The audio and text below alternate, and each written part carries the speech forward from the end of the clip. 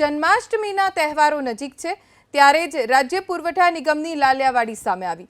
August મહિનો અડધો વીતી ગયો તેમ છતાં હજુ પણ તહેવારને અનુલક્ષીને પુરવઠા વિભાગ સસ્તા અનાજની દુકાને પૂરતો જથ્થો નથી પહોંચાડી શક્યું।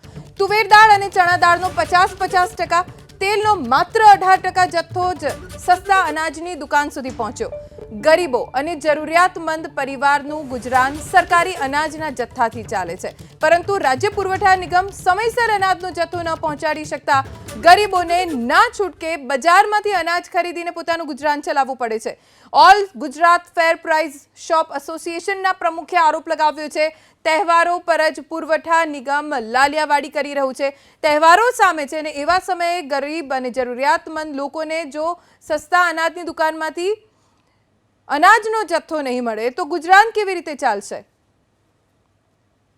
ભાવનગર જિલ્લામાં સિહોર અને સિટી ગોડાઉન ખાતે જે તુવેરદાળનો જથ્થો ઉપલબ્ધ થયો હતો એ તુવેરદાળ અને બેનો જથ્થો છે એ ફેલ થયો છે, એટલે વિતરણમાં મૂકી નથી શકાનો। જ્યારે ફેલ થતો હોય જથ્થો ત્યારે આ લોકોએ છે એ સપ્લાયરને તાત્કાલિક ઉપડાવી અને એની જગ્યાએ એનો રિપ્લેસમેન્ટ લેવાની હોય છે, પણ એ હજી જથ્થો આવ્યો નથી। એટલે ભાવનગર જિલ્લાની અંદર જોઈએ તો માત્ર 5%, 13% જેવી તુવેરદાળ અને 12% જેવો ચણાનો જથ્થો જ આજ સુધીમાં વિતરણમાં દુકાન ઉપર પહોંચી શક્યો છે। છેલ્લા એક વર્ષથી જોઈએ તો તુવેરદાળનો સરકાર તરફથી 100%ની જાહેરાત થાય છે, પણ 100% જાહેરાત કરવા છતાં હજી સુધીમાં આ લોકો છે 50%થી વધારે દાળ નથી આપી શક્યા। છેલ્લે મે મહિનાની અંદર રાજ્ય સરકાર સાથેની એસોસિએશનની મિટિંગમાં નક્કી થયું હતું કે તુવેરદાળ જે 100% મળે ત્યારે જ વિતરણમાં મૂકે। એ માટે થઈને 3 મહિના સુધી રાજ્ય સરકાર તરફથી તુવેરદાળનો જથ્થો લોકો માટે બંધ કરી દેવામાં આવ્યો હતો। આ મહિને ચાલુ કર્યો છે, પરંતુ હજી સુધી 50% તુવેરદાળ મળ્યો છે।